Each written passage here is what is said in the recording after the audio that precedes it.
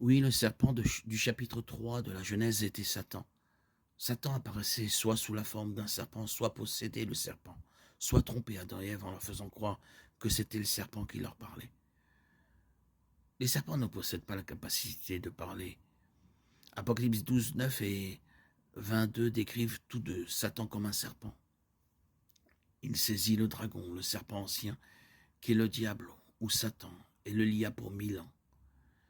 Apocalypse 22. Le grand dragon fut précipité, le serpent ancien appelé le diable ou Satan, celui qui égare toute la terre, fut précipité sur la terre et s'échange avec lui. Apocalypse 12, 9.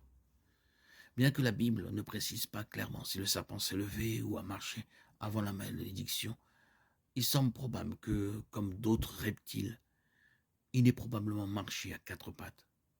Cela semble être la meilleure explication de Genèse 3,14. L'Éternel Dieu dit au serpent, puisque tu as fait cela, tu seras maudit entre tout le bétail et entre toutes les bêtes des champs. Tu ramperas sur ton ventre et tu mangeras la poussière tous les jours de ta vie. Le fait que le serpent ait été maudit pour ramper sur son ventre et manger la poussière de la terre pour toujours est aussi une façon d'indiquer que le serpent serait toujours méprisé et considéré comme une créature vile et méprisable, un objet de mépris. Pourquoi Dieu a-t-il maudit le serpent alors qu'il savait que c'était en fait Satan qui avait conduit Adam et Ève au péché? Le sort du serpent en est une illustration.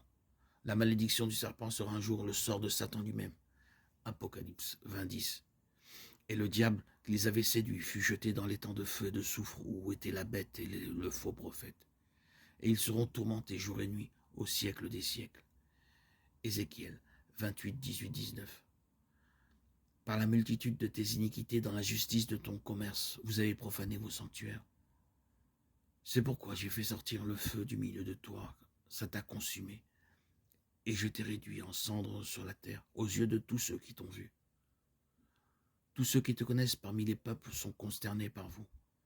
Tu es arrivé à une fin terrible, et il n'y en aura plus pour toujours.